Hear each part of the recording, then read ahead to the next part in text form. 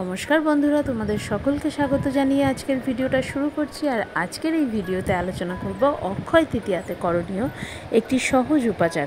যাদের দীর্ঘদিন ধরে ধন সম্পদ রিলেটেড সমস্যা হচ্ছে তারা কিন্তু এই উপায়টি মন দিয়ে করবে, অবশ্যই সুফল লাভ করবে।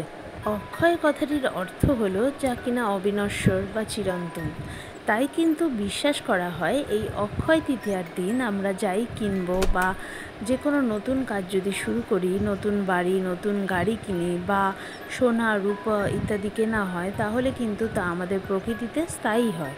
তো সেই বিশ্বাস নিয়ে কিন্তু এই অক্ষয় তৃতীয়ার দিন বিভিন্ন রকমের জিনিসপত্র কেনাকাটা বা নতুন কোনো ব্যবসা শুরু করার থাকলে, গৃহপ্রবেশ করার থাকলে সেগুলো কিন্তু এই তিথিতে নির্দ্বিধায় করা যায়।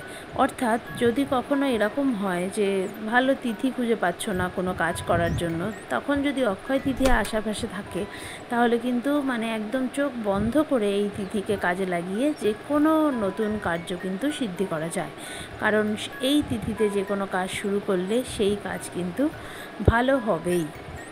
তো আজকে আলোচনা করব একটি সহজ উপায়। এই উপাচারটি করার জন্য কিন্তু খুব বেশি অর্থ ব্যয় হবে না, অর্থাৎ যে কেউ কিন্তু এই উপায়টি করতে পারবে। এই উপায়টি করার জন্য অক্ষয় তৃতীয়ার দিন অর্থাৎ আগামী 10 তারিখ কিন্তু সকাল 10টার আগে 250 গ্রাম গোটা ধনে কিনতে হবে। একটি হলুদ রঙের কাপড়ের টুকরো নিতে হবে, তার মধ্যে সেই 250 গ্রাম ধনে একটি পুঁটলি পাকিয়ে 250 গ্রাম গোটা ধনে, যেগুলো যে কোনো দোকানে পেয়ে যাবে, সেই ভাঙা হলে কিন্তু হবে না, একদম গোটা দানাটা থাকতে হবে।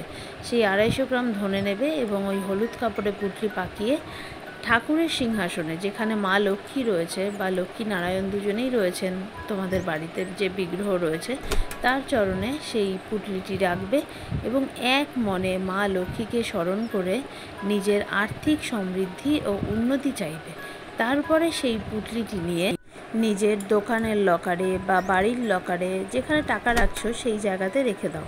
বা যদি কোনো জায়গায় টাকা রাখো না বাড়িতে, সেরকম বিষয় হয়, তাহলে কিন্তু বাড়ির উত্তর পূর্ব কর্নারে টানিয়ে দিতে পারো।